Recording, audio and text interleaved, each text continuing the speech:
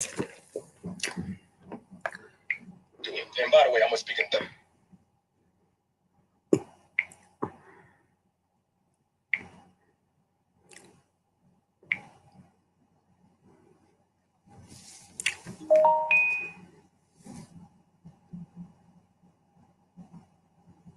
Wow.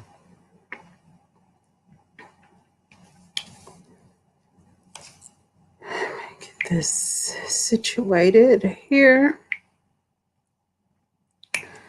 And we'll go ahead and jump into the conversation. Just need to check a couple things before I get started here. Okay. Okay. All right. Good evening. How is everybody doing? I hope that you're having a fantastic evening. Good Wednesday. I hope you got an opportunity to either watch your church's Wednesday night Bible study. We know Wednesday night is international. All Black people go to church night.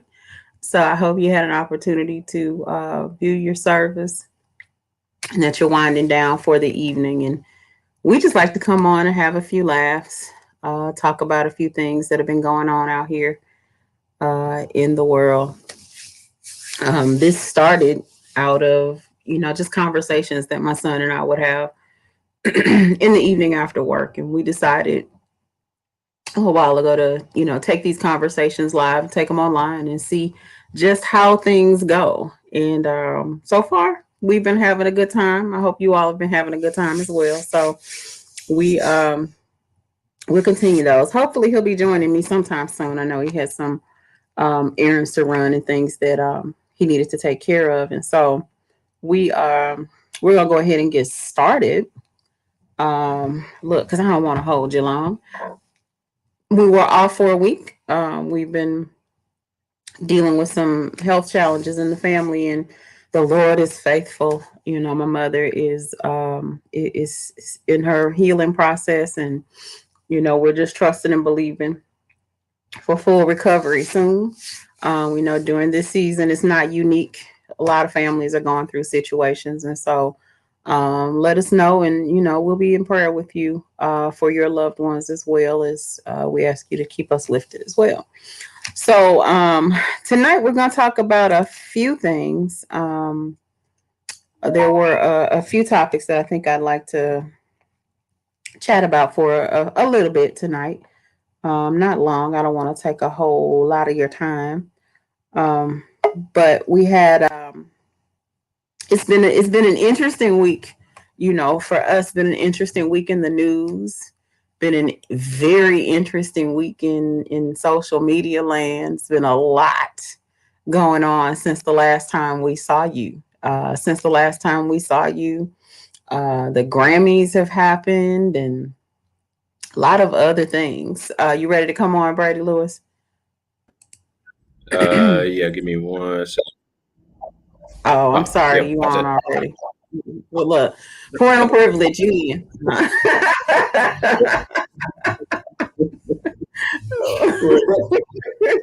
I mean, where are you? No. You went to Nigeria? What is this? Is a different room. That's what it feels like. It took me forever to get. Wow. So this is the spot at Utopia. Okay. Mm-hmm. I was just saying, my son that took off to Jamaica. He didn't just go for a roster. Right. And they told me nothing. Which is bound to happen. I am known to wander randomly. Right. Yeah, that looks nice. So, okay. So is that a different room? Yeah, I think so. Oh, okay. I'm usually in the room next door to this one that's all red. Okay.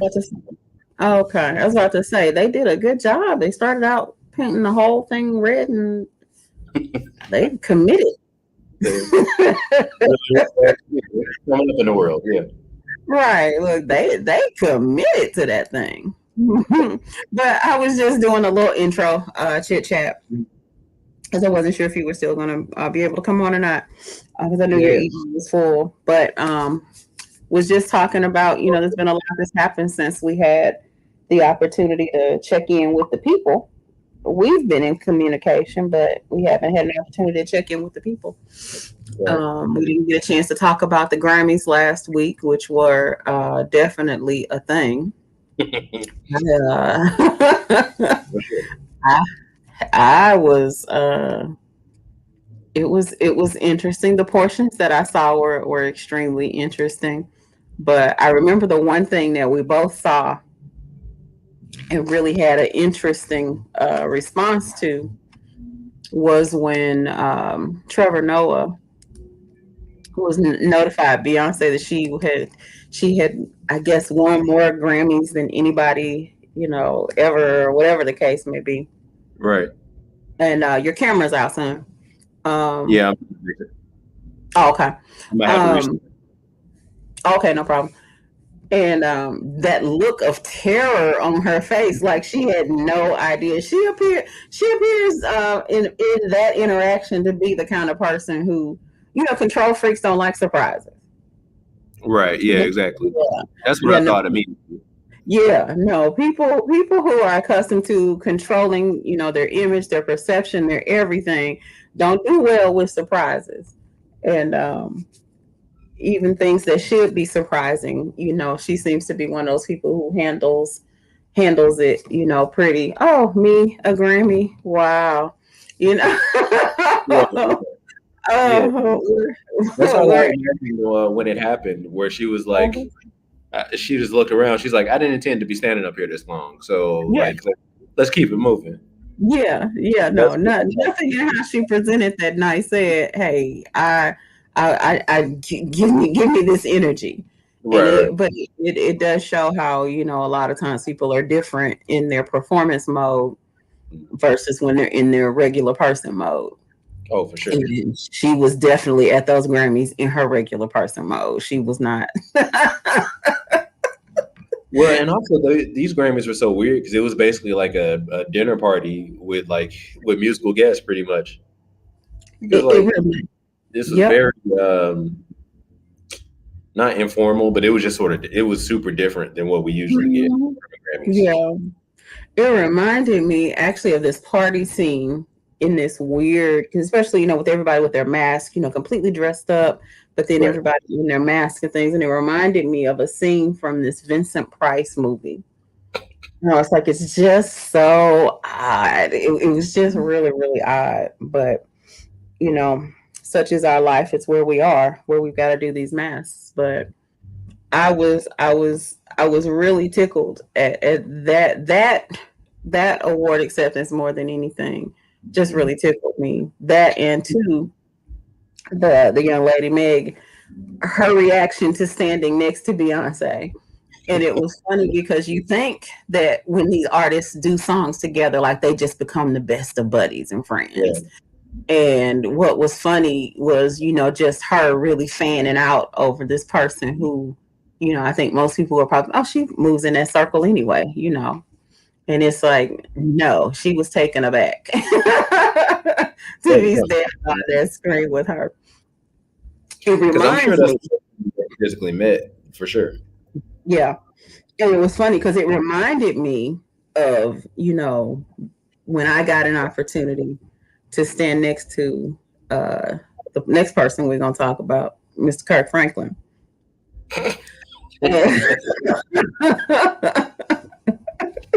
I think I've talked about this every time we come on.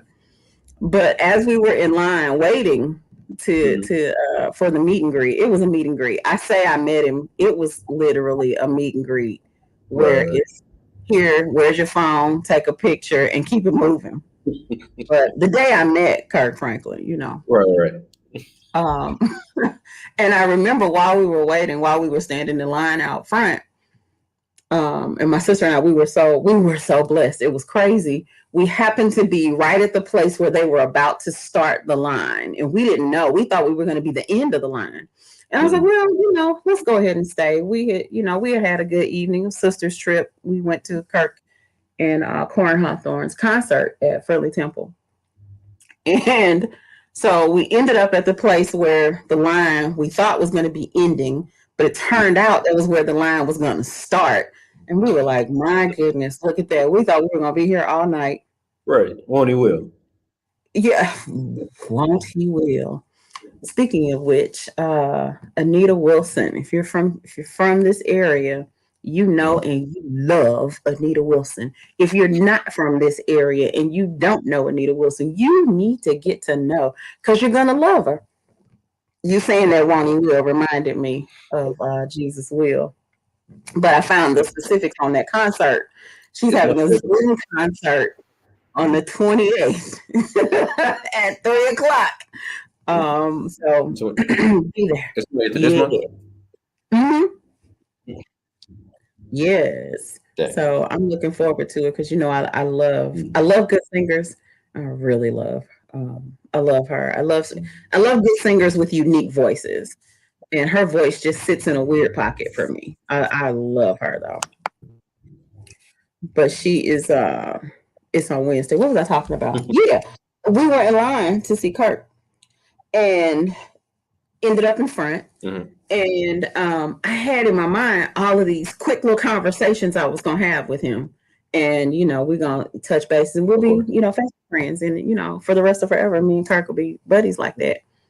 And me right. just sitting thinking myself, yeah. Oh yeah. This was it. This was my break. And and when he came out, I was so startled that he wasn't as little as I thought he was. It threw me completely off because I was like, that's not Kirk Franklin. And so I could kind of feel it in the moment. Right. I'm like, they sent out look, we know it wasn't Carrie On, I'll say that. But I can imagine, if you haven't really, been in this person's space, as I've gotten older, kind of understanding how music is put together, that two people can actually do a song and a video and never see each other. Just the way things are done now. And so it tickled me to no end the way that she. Well, that's how the whole voice acting community is. It's like they'll never meet each other. Mm-hmm. But the way that girl guffawed, you cutting out a bit. But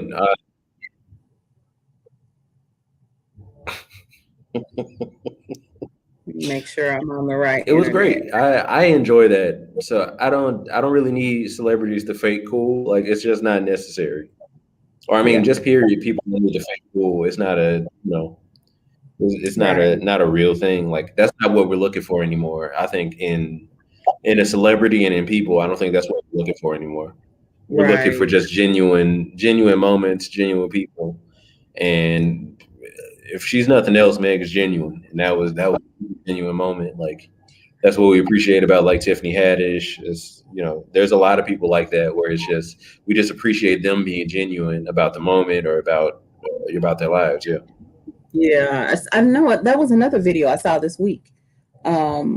They released the footage because apparently she was working during the show. She was working on one of her shows and they surprised her by letting her know, that she had won the Grammy while she was, and it looks like it's one of the shows where it's like where she's working with kids.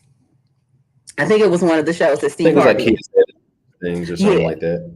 Yeah. And what was so funny was how she immediately just kind of wrapped it in a lesson for the kids that she was working with. I was like, she's a special individual.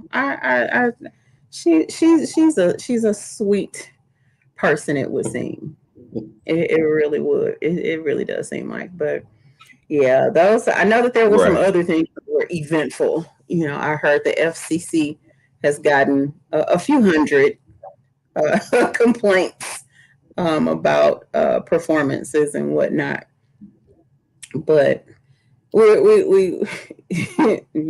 that is what it is. I don't know, man. Sometimes we be doing. My bad. I couldn't. Hold up. My bad. Your voice is cutting out on this a little bit. Okay, is it? See, because I'm supposed to be on the microphone. But from That's what I can why. tell you,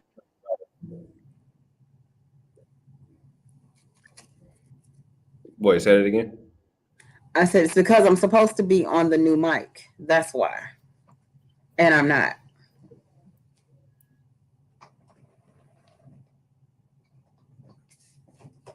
It's me cutting out. Oh. What's up? I said it's because I was supposed to be on the new mic and I'm not.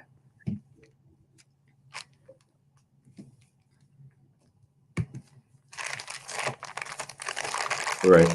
Right. Yeah, Yeah. that's Yeah. that's karma. Right. We're gonna take a technical pause for the cause. Hold on 1 second.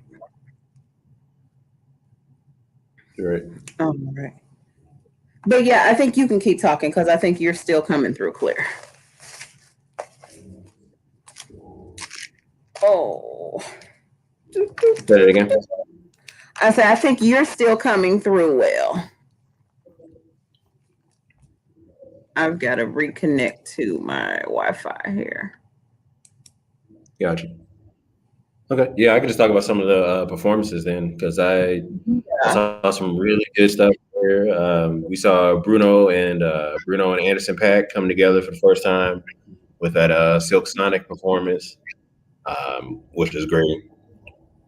Although they're in this weird place where I can't tell if they're just being great at what they do or if they're trolling us. Because they had that really good song, and it's obviously playing off of the old school R&B that we all love, and I'm very interested in like hearing what their inspiration was for it. If it came from a sort of trolly place, or if it came from kind of space. Okay, Sort of so like they the have conversation we were having about Doja Cat, where it's like she's Sorry. great, but she spent time trolling us. What's up? That bothered me really bad. I think I have a delay here. I think that's what happened, but that bothered me. Because I'm like, wait, the last time I saw this woman, she was on my screen talking about Moo, I'm a cow. And the next time I see her, she's doing this like fantastic performance on the ground. I'm like, wait, this is too much for me. This is too much for me. Right. Way too much. But yeah, that was interesting. It's ludicrous. Yeah. Mm-hmm. Yes. No, it's ludicrous all over again. Where it's just somebody that has this talent to be the very best at what they do, and they choose to spend a lot of time trolling people, and it's great. Like it's a great lane to exist because she's having fun. Clearly, like she's just being weird and doing weird stuff and like having fun with it, which is great. But just also knowing that like she could be, if she just did what every other pop singer does and did all the formulaic stuff, she would be just as big, or like be just as popular. And it's sort of the same thing that Ludacris did. Okay. Hold on 1 second. I think I may have gotten to the root of my issue. Can you hear me?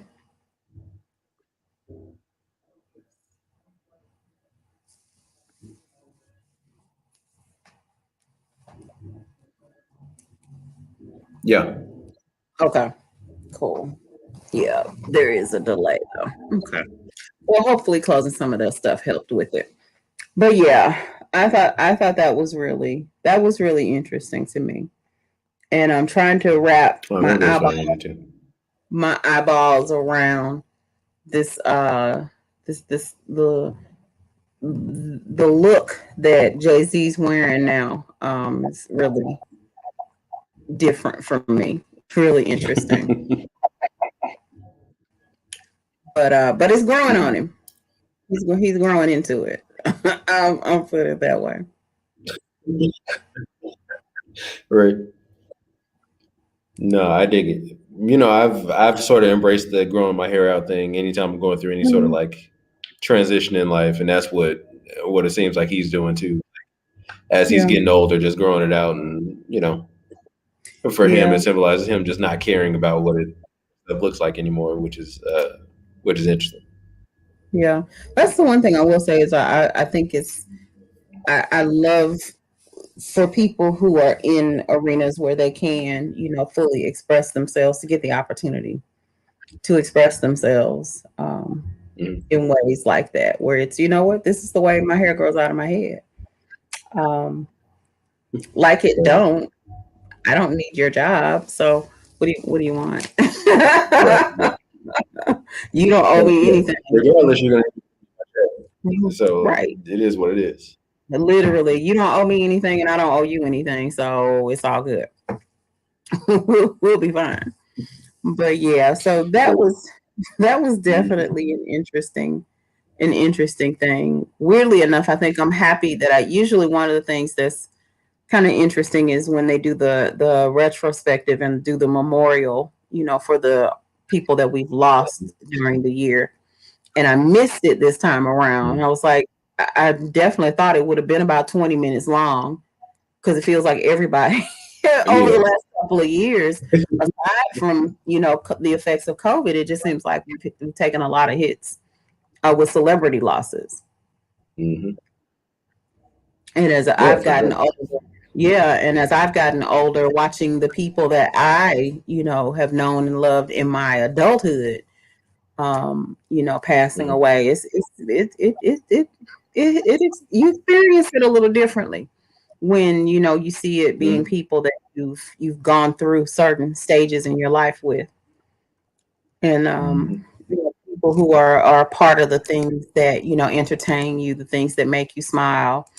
It's kind of like I was talking with somebody about the situation with Kirk Franklin, and we were kind of talking about how they had literally, in the midst of understanding what was going on, realizing, oh, hey, wait a minute, we need to be praying for this son. And it was like immediately concern going out for Kirk, and realizing, wait, it took a minute, but yeah, we need to be concerned about the son as well. And it's like, yeah, because Kirk's your friend. Kirk's the person Kirk's, the person who that song was pivotal for you. We know him. We don't know him, but we know him. And it's kind of that. It's kind of that way, like when your fave celebrity, something happens with them. It's kind of like, oh wait, that impacted me, because I remember when Heavy D passed away. So random, but when Heavy D passed away, I was at work. I couldn't even leave my office. I was like, and it wasn't that I was crying. It wasn't that I was just inconsolable. It was simply it set me back a bit. It was like, wait a minute.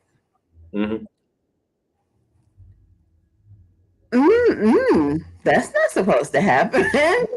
And it's been that way. There are a few celebrities that we've lost that just kind of, set me back on my heels a little bit. Because I know when George Michael, I think I went through like a period of mourning when George Michael passed away.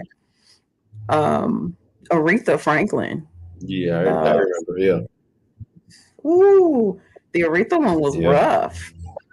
Because these are the people who people downplay the impact of music, and I don't think that we can blame all of society's ills on music. But I think that music is extremely, at least in my life, it's extremely impactful to me. The artists that I really love, I really really get into, and really support, and so their music, is key at certain times in your life.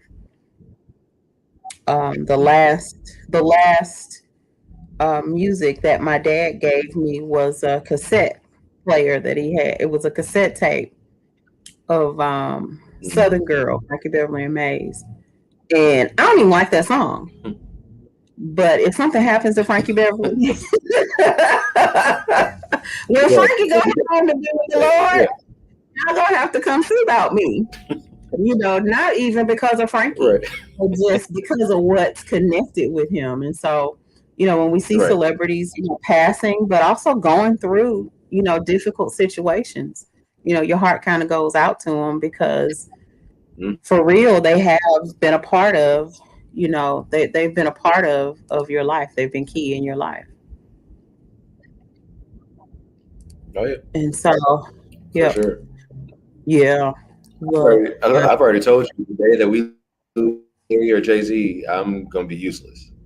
who I will be of no good was the first for one? that, whatever that those 4 days. I'm gonna be useless. Who was the first one?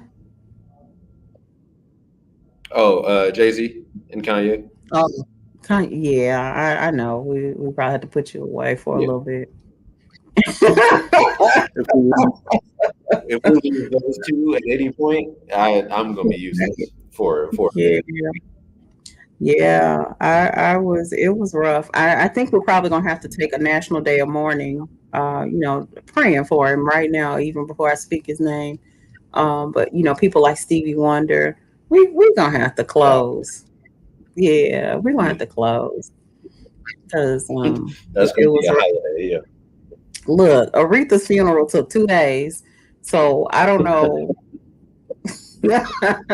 I don't know. And I won't even share how much of that service that I allowed myself to listen to throughout that day, because it was quite a bit. Because it was quite a bit, because I was going through and having a tough time at that time. I remember having a tough time, just personally and professionally, and it was not the time. But when Fantasia came out to sing, it made everything better. It When she did. took off her shoes, yeah. It did. It set me up to be able to laugh when Shaka Khan came out and did her sativia laced homage to the Queen. Because y'all know Shaka don't be fooling with lyrics. She don't know. She was trying. They should have just learn lyrics. No. Look, they should have just let her do "I'm Every Woman" and kept it moving. I know we were at church. The reason, right? Look, anybody want to know? Right. Look, the reason we know Vesta Williams is because Shaka Khan would be on that stuff and wouldn't remember her lyrics, and Vesta sounded just like her. And so Vesta would be singing Shaka's parts in a lot of those songs. That's hilarious. She was doing live performances. And she talked about that in her Unsung. She talked about how, before she really became who she became in R&B, a lot of times, Shaka would just be so out of it that she would literally just be doing the song and Shaka would be standing there holding the microphone.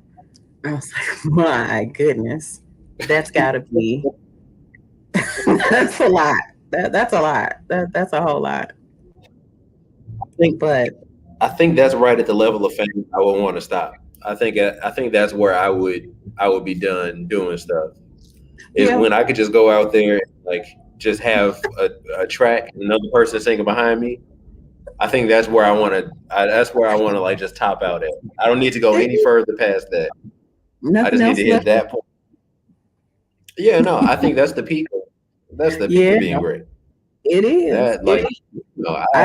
That's where I would stay. I would be there forever. It blew me away because I remember, yes, Brother Demetrius, yes, I knew that she sounded like her to me. I knew her voice sounded like her to me. And so when I found out she was one of her background singers, I was like, oh, that makes sense. She got a background singer who kind of sounds like her. That's smart. But when she did that Unsung, and she talked about how, there were days. She was the backup singer. No, she wasn't the background. Really was the stand-in. But a lot of these artists, a lot of times you can see and you can tell they they ain't with it. They're not really there. Right. Um, you need a Vesta Williams if you got a habit. Right. But I don't know the last you need a Vesta in your life. Right. But what I Just love, period. Yeah. In life, yeah, you need that can step in and cover you, yeah. but also whenever you need to get some hair on in your system, Look, it's good to have. if you on that horse, look, if you on that horse, you better Right. be a backup singer who can carry the tune. I'm not making light of drug addiction. It's we survived. Praise the Lord. Yeah, I was gonna Um, say. but that was interesting, and it just kind of makes you wonder. A lot of singers, there are a lot of people out here right now that are getting paid to sing that I know good and doggone well. I mean, I guess you can get better. You can go through vocal training and get better, Mhm. but like that early J Lo stuff, Where she was just blatantly stealing music and no. as y'all know better. Y'all know better. Y'all know better. Y'all Yeah. know better. Yeah. But and my girl, the pop icon princess, she'll be forever princess because I don't know who are ever gonna let her grow up. It's Britney Spears. Oh yeah. And Oh, again, that whole. yeah, people don't put enough respect on Britney because people forget Mhm. that you couldn't turn to the left or the right for Britney Spears. You Right. flip on your TV, Britney Spears. Oh yeah. You No, you couldn't go nowhere. she ran the world for a minute. She ran the world until the world ran her. But in Yeah. her prime, and Mama is still could still pack a show today. Oh yeah. That's why I mean, she was doing that Las Vegas residency for a minute. till she got tired of cutting her daddy checks. And Yep. it was with the issues that she's having Yeah. now. Yeah. Yeah. Right, Yeah. yeah. It Yeah. when he cut the checks, he got the check. His checks. My She goodness. got cut up, yeah. Yeah. So, Which yeah. is I sick. saw something though that says she's supposed to be doing an interview with Oprah, or she's open to doing an Right, interview right. with Oprah, and I'm like, why not? You know, I would why? Why? also. Yeah. Yeah. I'm like, why not? But I think that hers is a tale. I didn't For watch people. Harry and Meghan. Hmm. I watched I watched the Harry and Meghan, and I'm not a huge Meghan fan.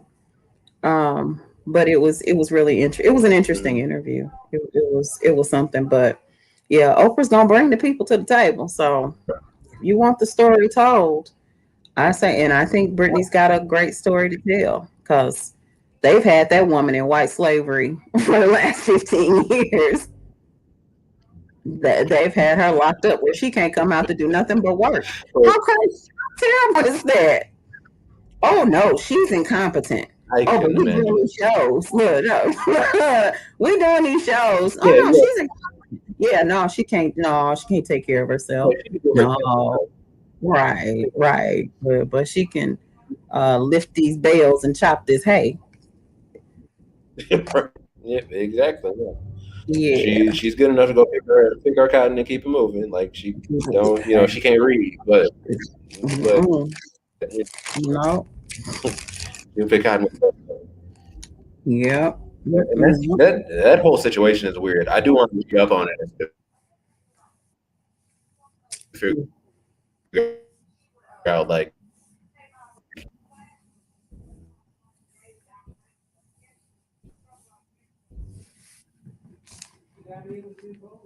what's actually going on.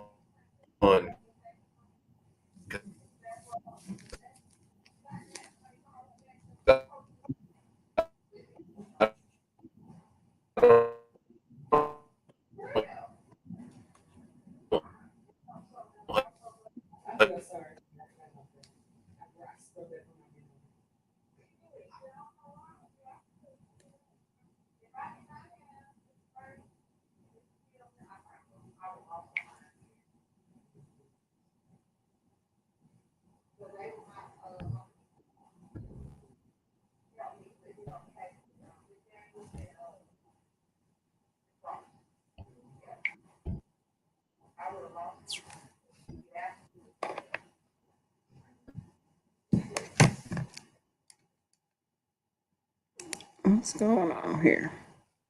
Okay. I thought it was me, but it looks like we lost Brady. Lost my son to the internet. We pray that he's able to come back.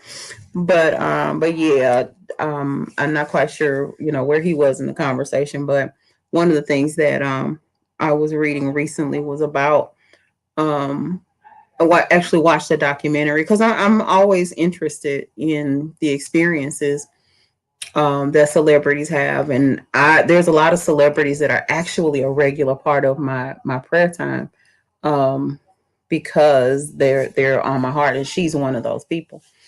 And her story is just really intriguing to me because she's definitely a perfect example of how people will shape you into what they want you to be,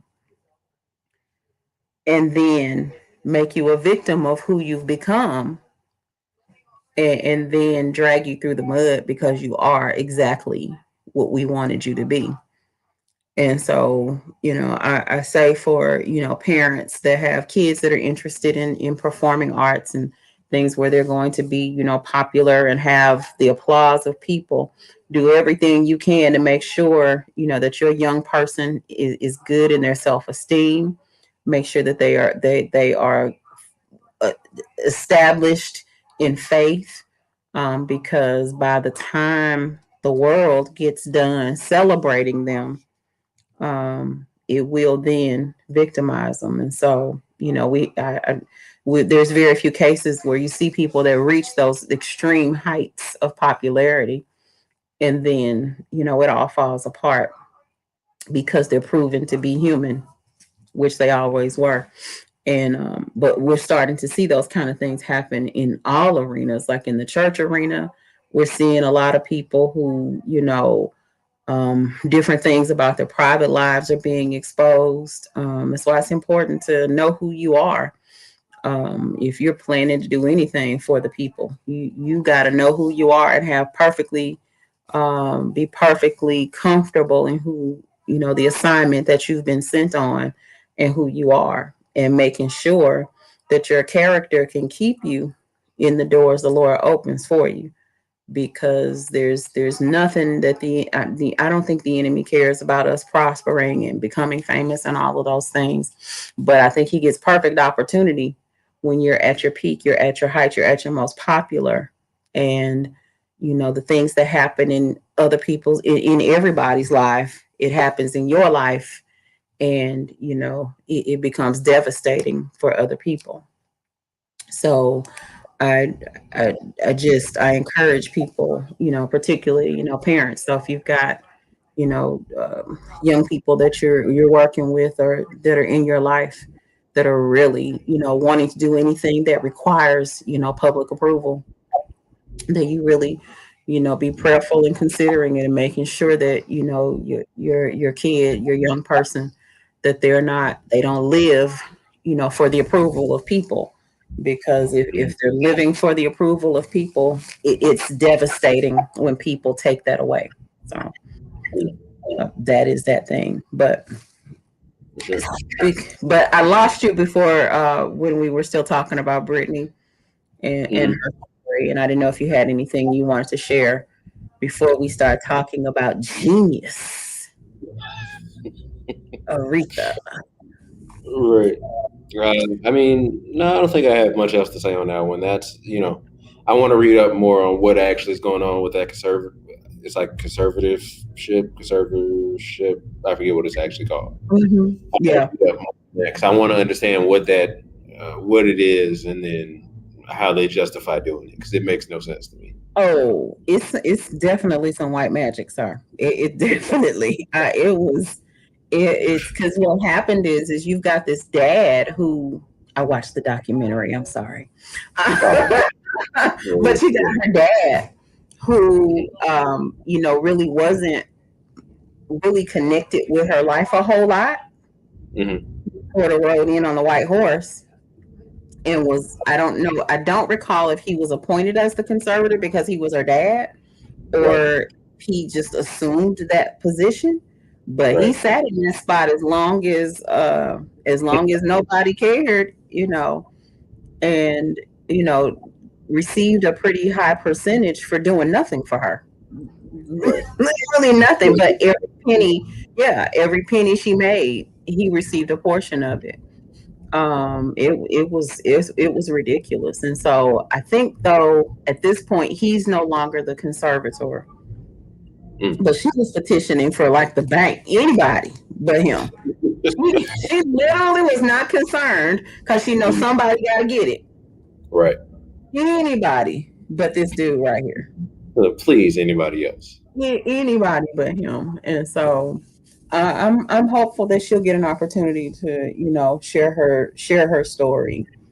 But again, I say if you've got young people in your life that are interested in going into performing and comedy, acting, all of those things, got to be able to take some no's and got to be able to say no to some things. Everything isn't for you. You've got to set your expectation, on what you want your career to be, and what moves you're going to make. Definitely, you need good counsel, you need good advice, but you also have to know what you will accept and what you won't. And Right. but I think that's true in any walk of life. I think you have to have that because even on regular 9 to 5 jobs, people will attempt to pimp you. You'll have managers, at home chilling while you're out in this pandemic, Right. trying to do what it is that needs you done. You got to keep the doors open. And Right. I have one boss, and his name is Yeshua. He's the only boss I got. Right. What I'm not gonna do is risk my life, for your pockets. No, we're not doing that. Right. We're gonna meet each other halfway because we have a beneficial relationship Right. here. But nah, we're not gonna. Look, that's my whole situation at the office. Yes, yeah. So it's like, nah, dog, we're not doing that. But yeah, her situation is really interesting, and I think there's probably a lot of people out there who have that story of, while it was up and running, it was really great. When it was at its best, it was great. Mhm. But knowing that somebody who hasn't put out an album in almost a decade, but still the amount of attention and respect that she's able to gain from her audience being faithful to her, Mhm. and that's what was interesting in the documentary was what opened the doors to her to start getting help was these two girls who just started doing a podcast Mhm. about Britney Spears. Neither of them know her. She's not nobody's friend. Right. And they start the conversation and they start talking about what's going on with her. And that's really what started the movement that's kind of getting her to her freedom. I Right. was like, my goodness. Okay. But and I know there are people who will say, well, Brittany ain't starving, she ain't hungry.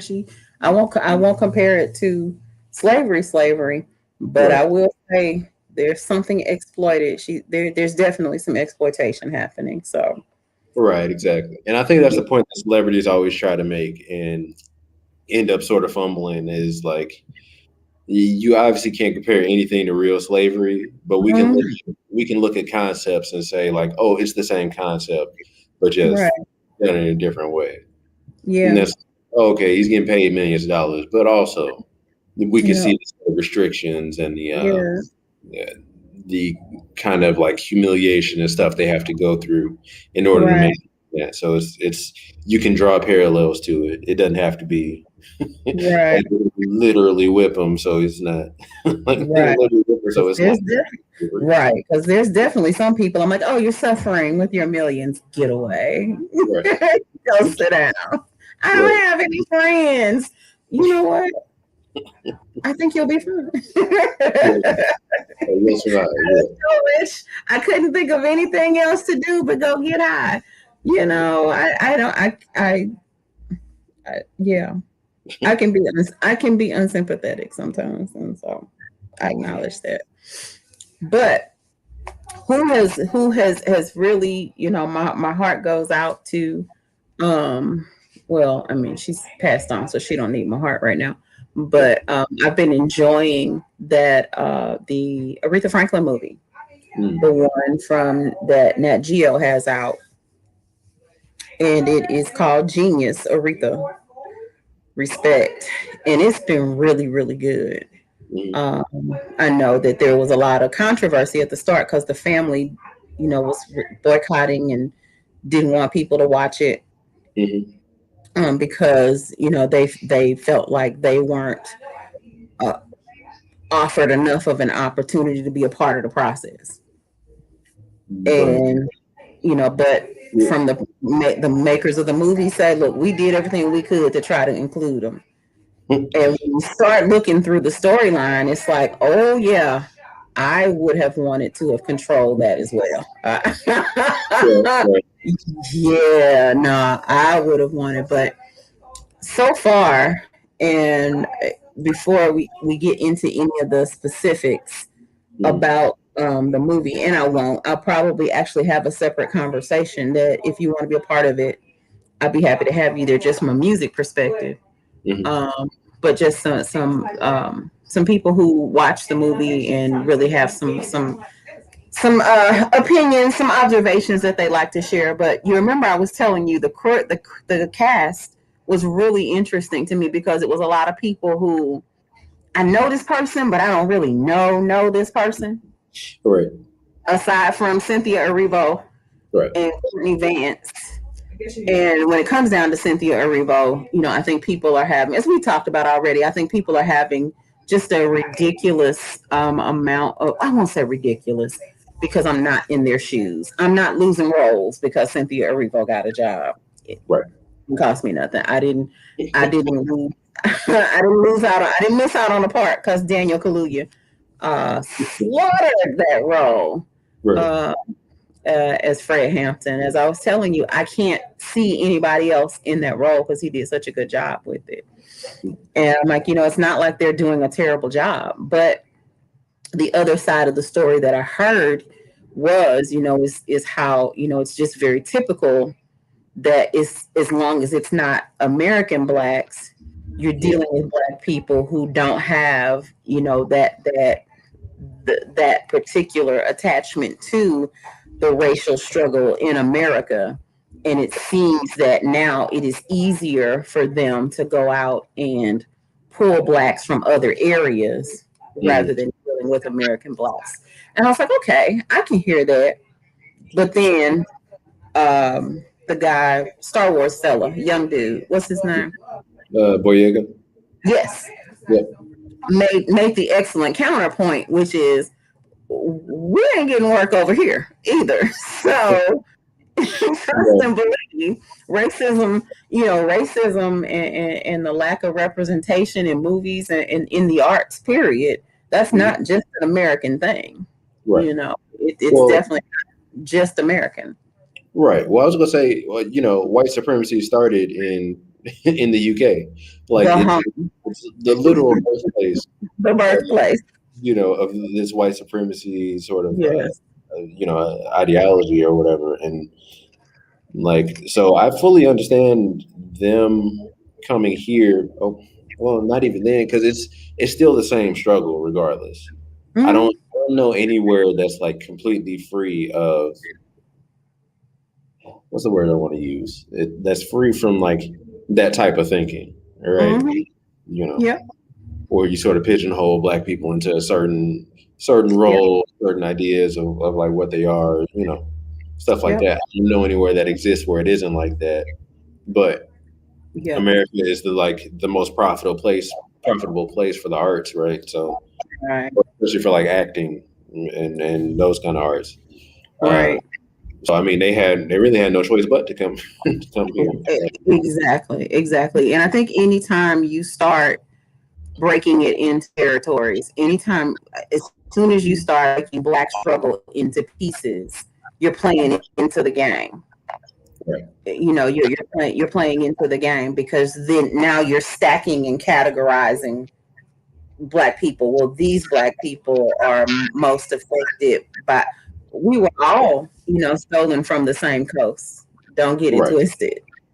You Right. know, some simply, were pulled off of the ship sooner, or jumped off the ship sooner. Right. But Right. trust, the oppression was there. American slavery was longer and uglier than most, but Mhm. it's not like they didn't have slavery. Right. Exactly. There's a lot of I think credit given. Well, they outlawed slavery first, sir. Tell me that you had no slaves, and then I can celebrate you.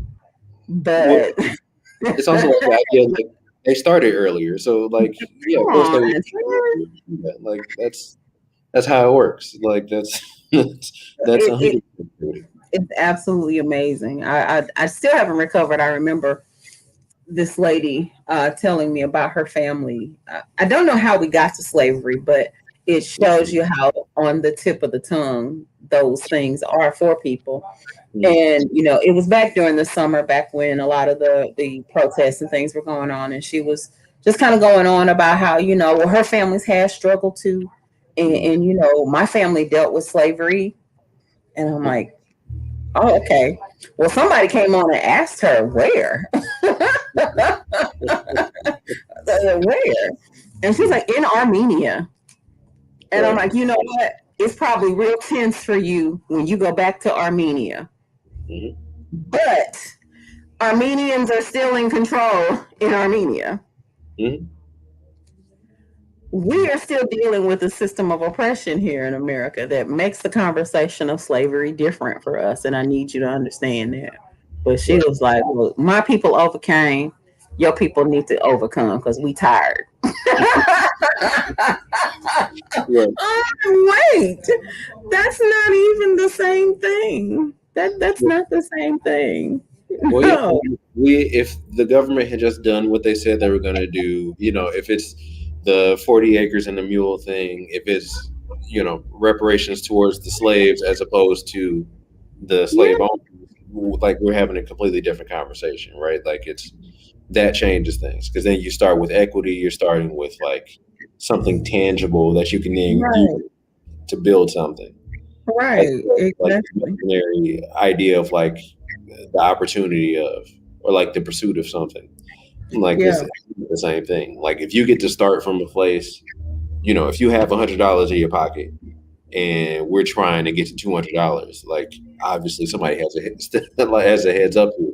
We both have the Yeah. opportunity to have $200, but Exactly. somebody's already most of the way there. Like we're not going to catch up to that. Yeah. Yeah. And that was another good thing. While I was off work for some sick leave, and I got an opportunity to really like deep dive into some TV Mm. and watched a couple of really good documentaries, and I believe the name of it was Amend. It's on Netflix. Hmm. I think that, yes, it's called Amend, and it's the fight for America, and it just kind of goes through some of the different experiences of different kinds of people that make up America, but the challenges, the struggles that we've gone through. It started out with Frederick Douglass and the abolitionist movement, and just went through a whole bunch of other different stories.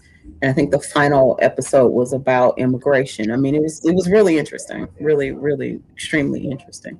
But it's as you said, and as Brother Demetrius said in his comment, we are not the same. It would be like me having a cold, telling a COVID survivor, yeah, we sure were sick.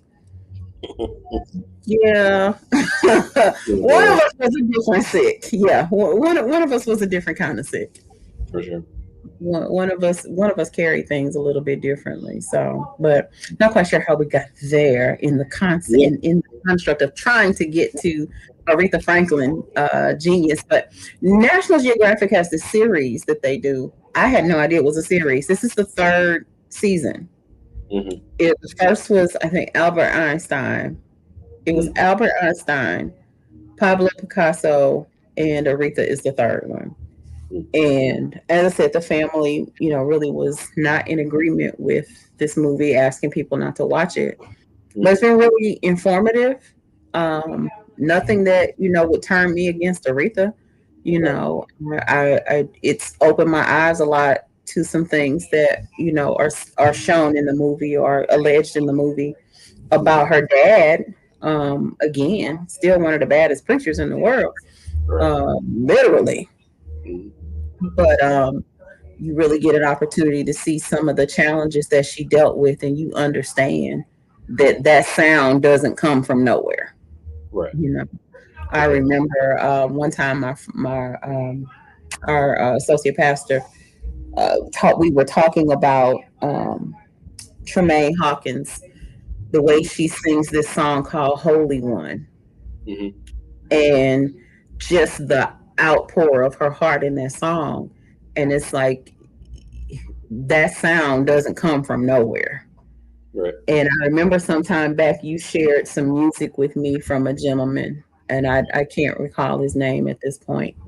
But when I listened to it, I immediately I was struck with what did he hear in his life that made him produce that particular sound. Just what was he pulling on when he heard it? Because it sounded really like, I was surprised to find out he was an American trumpet player, because the sound sounded very, very, very African to me, and it was just really interesting. That's always something that's interesting for me too. It's like what in that person's life brought out that amount of feeling, or that amount of emotion, or whatever it is. But you really get to see, losing her mom at an early age, watching, her dad, various relationships, then, her also being talented in a family of singers, but really it looks like from the beginning, people really realizing there was something special about her. Everybody in this family, is dope, but she's super dope. And, just watching that whole thing, it's been really interesting. But I really think once I get done with the series, I'm going to wait and talk to a few folks once you've had a chance to look at it too. And I think the movie deserves its own conversation, just because it talks about so many things. It talks about stardom, celebrity, the church. It's really heavy on things where the church is concerned. It's got a lot, not just music, but the music itself is fantastic. Again, I would have problem with Cynthia being British if she wasn't killing it. Right. Because there's some spots where she's singing that, it's clear it's somebody singing Aretha's songs. But there's a few spots where I was like, wait. I had to stop and, pay attention to what was going on the screen, because I'm like, are they playing Aretha, or is that Cynthia singing? My gosh. But it's really good. But you remember I told you that the cast, okay, the person who I thought I knew, I didn't know. The person who I thought was playing Art Tatum was one person. It was Robert Glasper. Oh, dang. Yeah. Oh, that's killing. Yeah.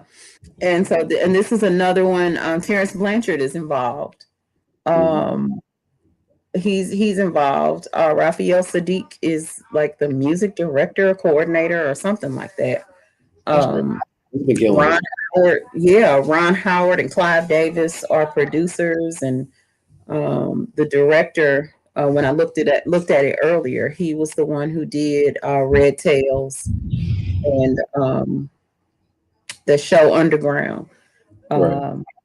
That I think, wasn't that Kanye and Beyonce that did that show? I don't know. I can't remember.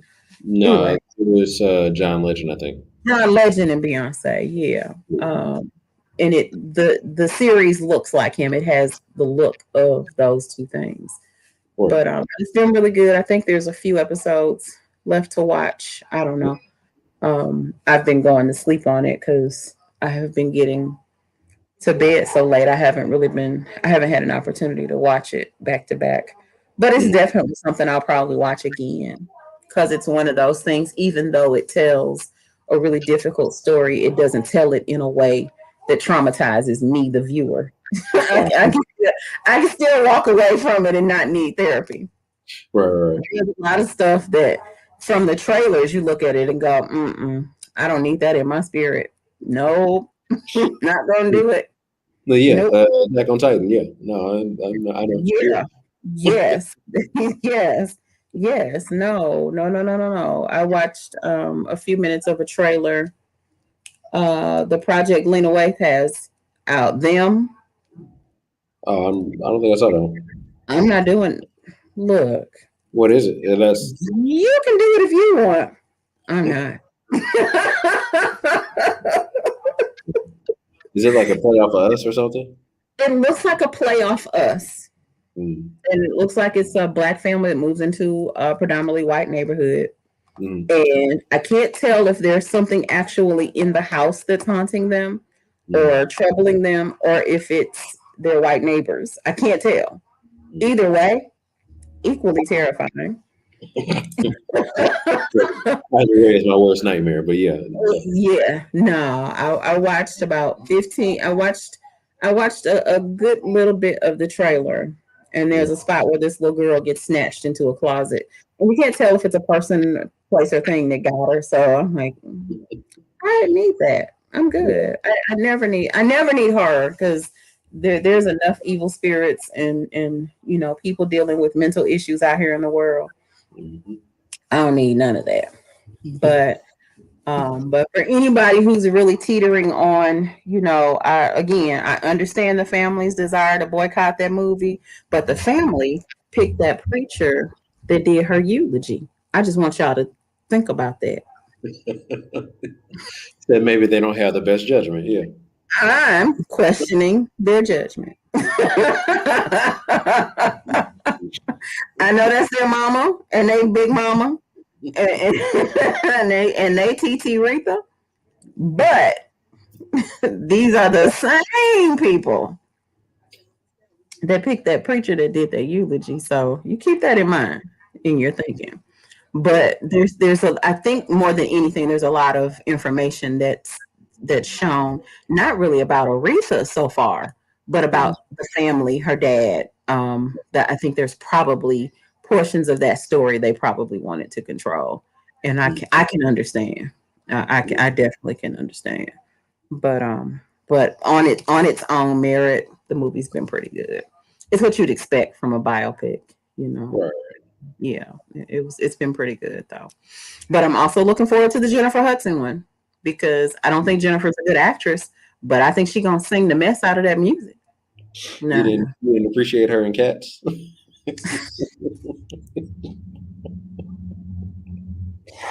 Oh my goodness, we still have not had a Cats discussion. I did not appreciate Jennifer Hudson in Cats. I didn't. I didn't appreciate it. I didn't. I had no appreciation whatsoever. I had no appreciation that all the black cats had on fur coats. Again, I know my people do too much. I know we specialize in doing too much. But you mean to tell me black cats do too much too? Oh, it's horrible, Brother Demetrius, but it's so good. It's horrible. It's like an M. Night Shyamalan movie where it's so bad that it circles back around to being good. Yeah, if you out here trying to live, a purposeful life, I won't tell you to distract yourself with it. But if you got a couple hours, just toss out there like that you can't, that you don't want back, you don't need back because you're gonna want them back the first time you see it. Right. But I think I am now about 5 or 6 times through this because it's one of those. The music is so interesting. You can kind of put it on and just let it run and not even watch it once you've seen it because you really don't need to see it. You don't need to see it again. In general, it's kind of pointless because 95% of this movie is just introducing cats. It makes no sense. There's literally one scene of plot, and the rest of it is just introducing these homeless ass kids. And the part that's terrible about it is the little bit of plot that's there. They don't explain it. We don't know what happened to those cats. We have no idea. Every year they're coming back for this celebration, and a cat flies off in a balloon, and we don't know where that cat went. Is there going to be a cat? We have no idea. That cat could have died. That cat could have gone to the pound. We don't know what happened. That cat flew away. That cat flew away on a chandelier. That cat is dead.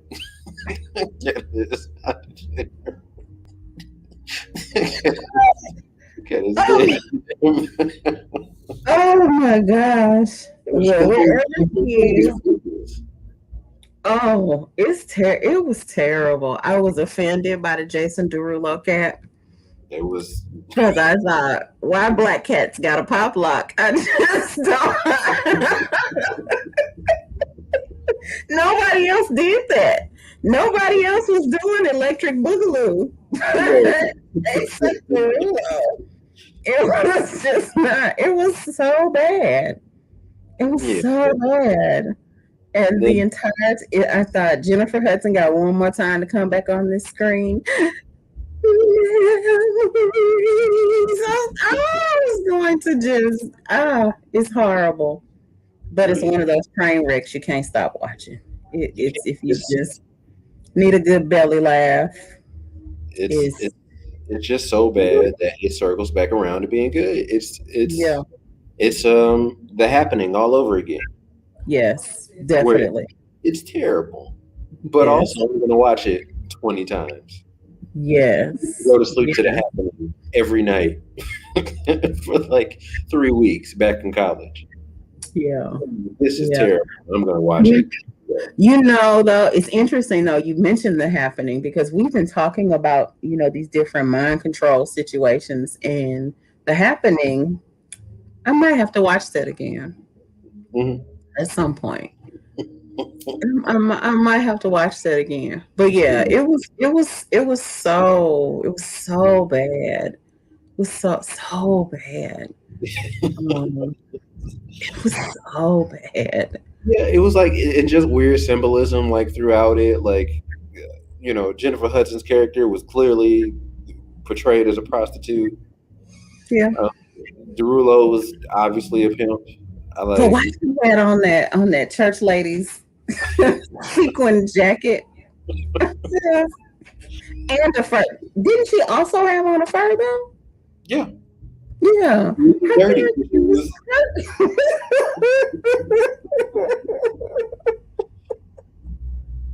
not good. It was not good. I enjoyed James Corden. He was good. Yeah. Oh, bro. Because he was at least comedic on purpose. Like, he was funny on purpose. Yes. Everything else was funny because it was bad. Yes, bro. Throughout that entire movie, all the CGI is horrible. Also, they stare you dead into the eyes. Yes.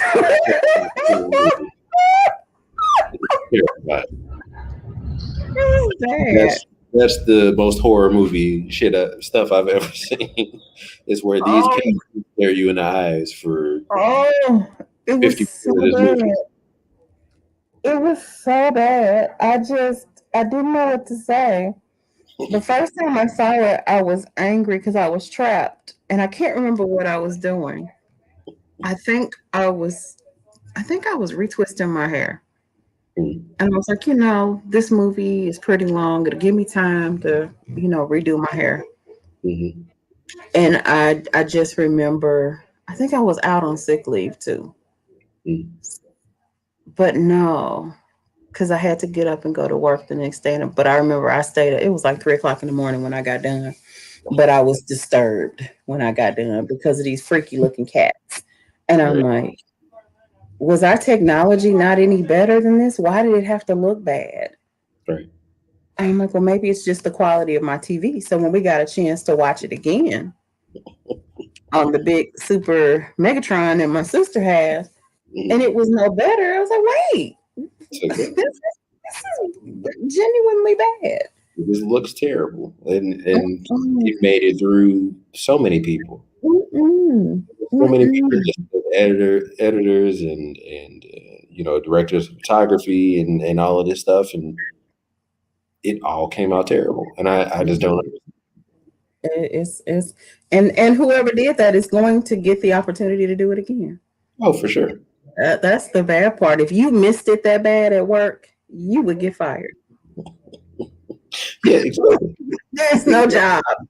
There's no job where you could spend that much money and be horrible. And I was like, this was the longest running play because even the storyline is just weird. It's not a storyline. It's literally they have one scene where they have a storyline, and it's just introducing cats.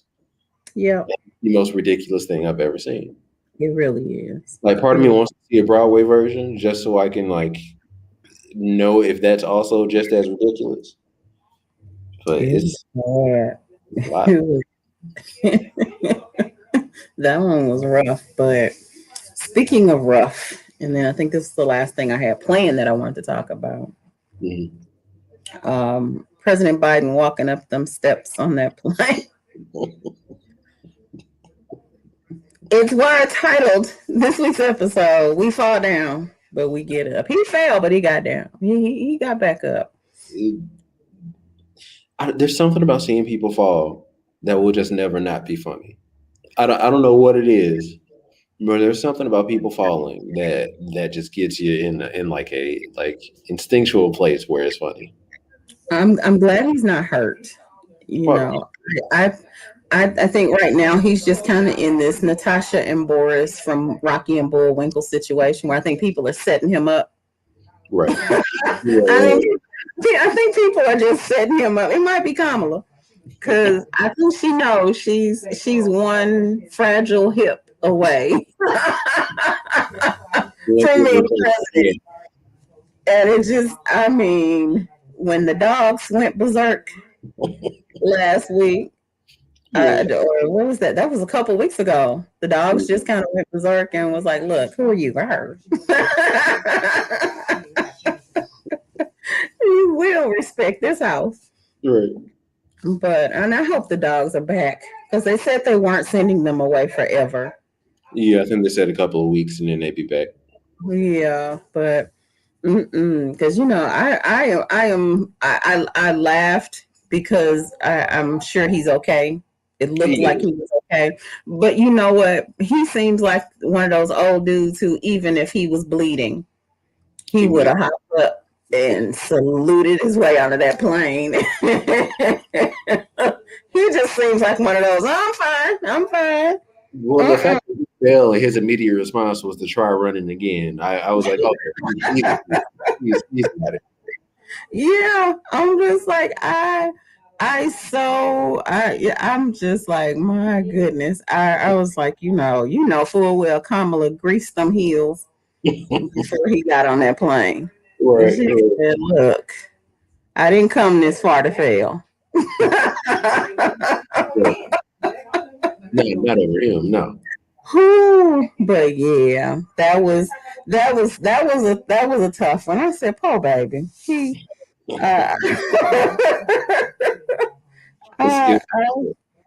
was so easy to watch, but also hard to watch.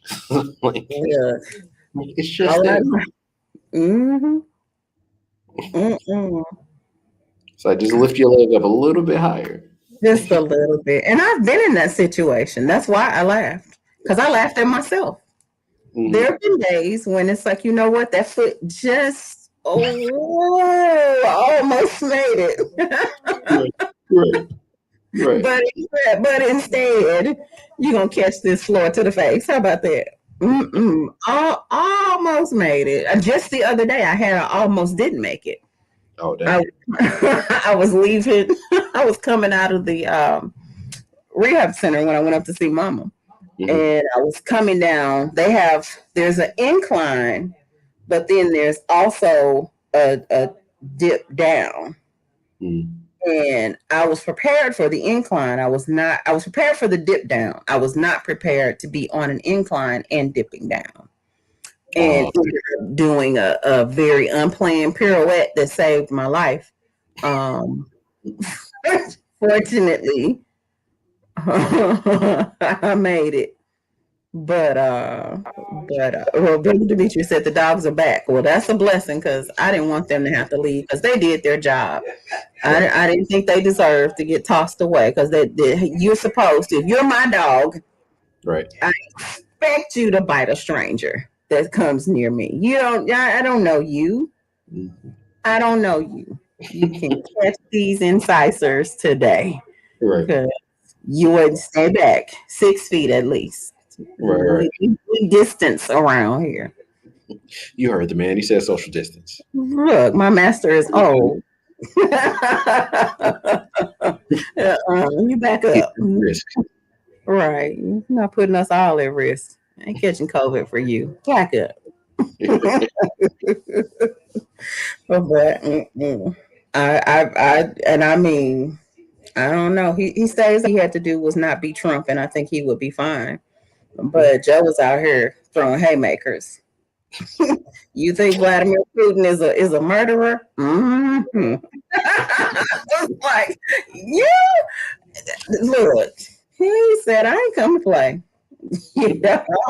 And see what, 2-3 times. Right. I'm here for the whole show. Vladimir Putin is a killer. So lift it in prayer at all times. Because since he's fighting them stairs on that plane, and have to get on and off that plane on home lifted. Literally, yeah. Gotta keep him covered because I am afraid that somebody's trying to get him. I think somebody got him. Right. I don't know if I'm emotionally prepared in the year. I don't know if I'm emotionally prepared for that. I'm not ready for it. We need some. As a nation, we just have 4 sane years, can we? But the unfortunate part is like everybody sees him the way that I do, which is many children coming to the States, and now they're dealing with an issue of the places that we had gotten clean, pretty close to cleared as could be, I guess, unaccompanied. They were separated from their parents. Right. Yeah. The people that they were with. Yes, there's a lot of kids down there. Came unaccompanied with. During the Trump presidency, there was a very calculated process that said to scare them from coming. So there is a difference. There's all these kids down there that are ending up staying in the facilities longer than they're supposed to because there's just so many. And so it's one of those things to think that people, really, feel America enough to send their kids unaccompanied. I remember I had a dream. I lost you. So I wasn't going to send you nowhere. That would have been hilarious. Oh, it was terrible. I would watch that movie. Oh, it was. I keep telling you.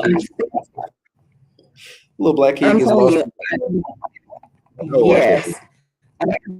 I think I'm missing millions. I need to get connected with a production company. I need a production deal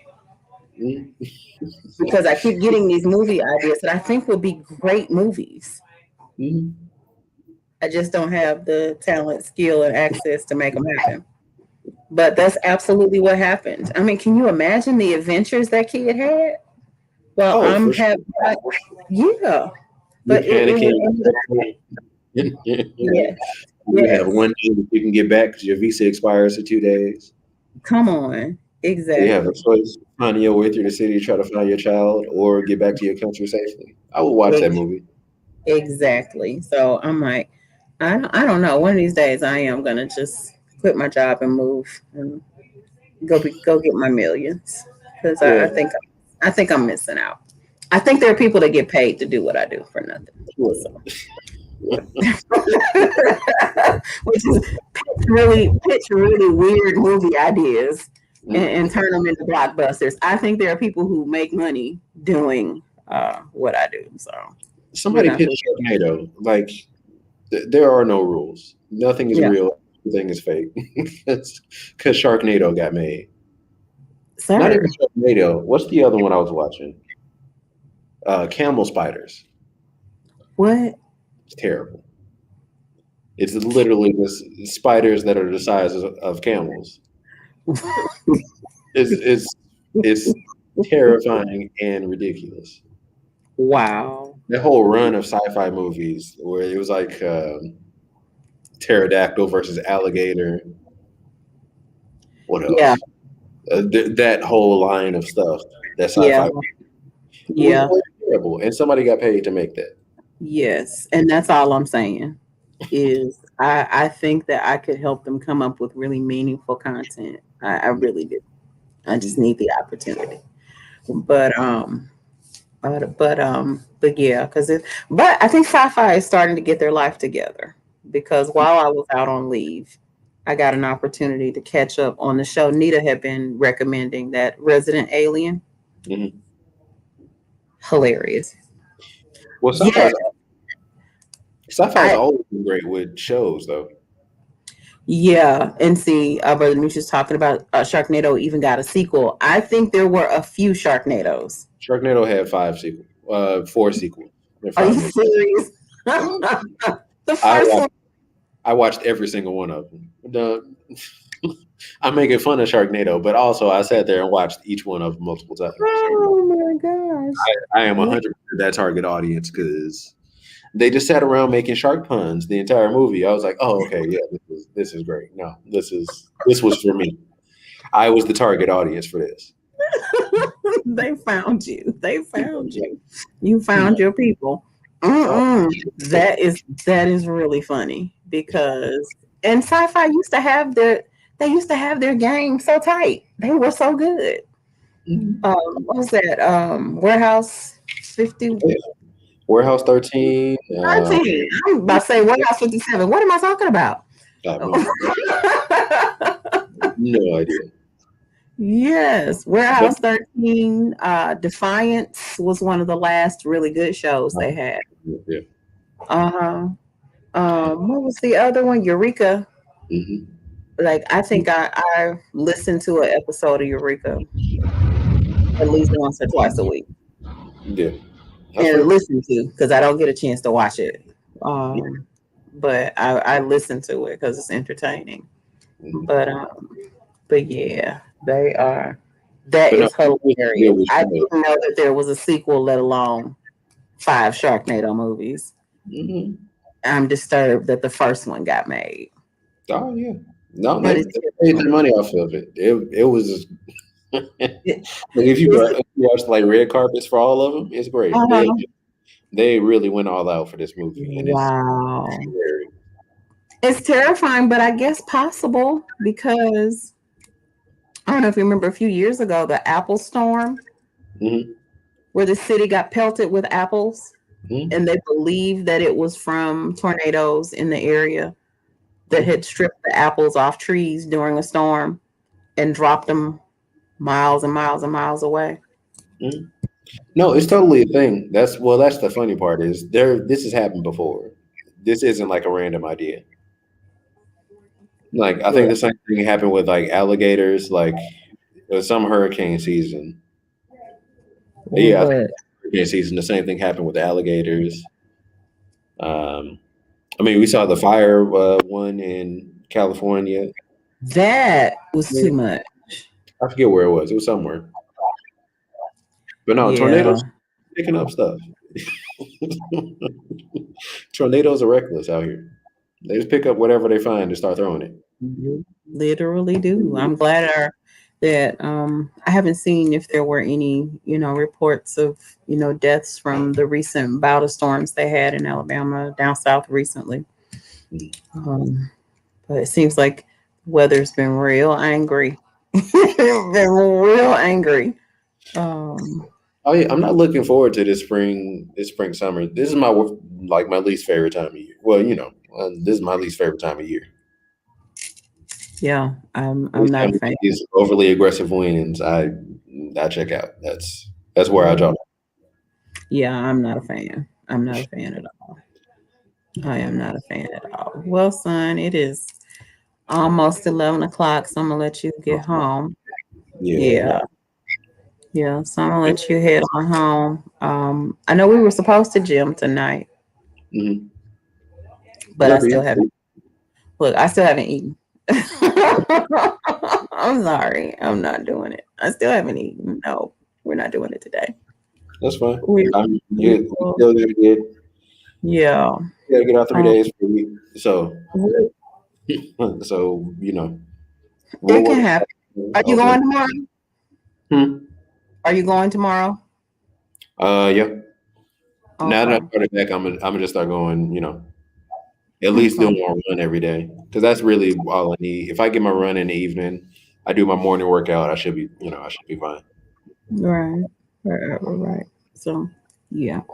Well, but either way, I'm gonna get on out of here.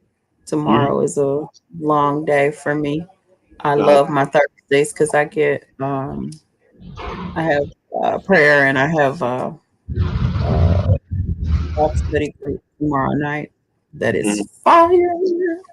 So Word. yeah. So I'm gonna get out of here.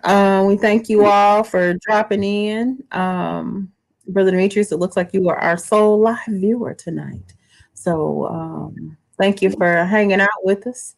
We will chat again at a later time. I'll probably reach out to a few of you, to you and some of our replay viewers about this Aretha movie. We can talk about it later.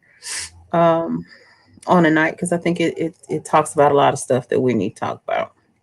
So with that said, we are going to sign off. Have a great week until the next time the Lord blesses us to gather again. I will say, as I say each week, life is precious, so love on your people while they're with you. If we haven't talked with them for a while, today's a good day. He really is. He is. My son is definitely. He's definitely my kid. That's a thing. That is absolutely a thing. So we were talking about cats, and a cat just rode my leg. I'm about to panic. Oh my God, I think that's what happened. Oh Lord. Okay. It bothered me that I had to think that that's what happened. I don't know what else I thought that might have been. I gotta go to bed. Right. Yeah. So, we're gonna sign out. Check on your people. We will talk to you later. Have a good week. Bye bye. Peace.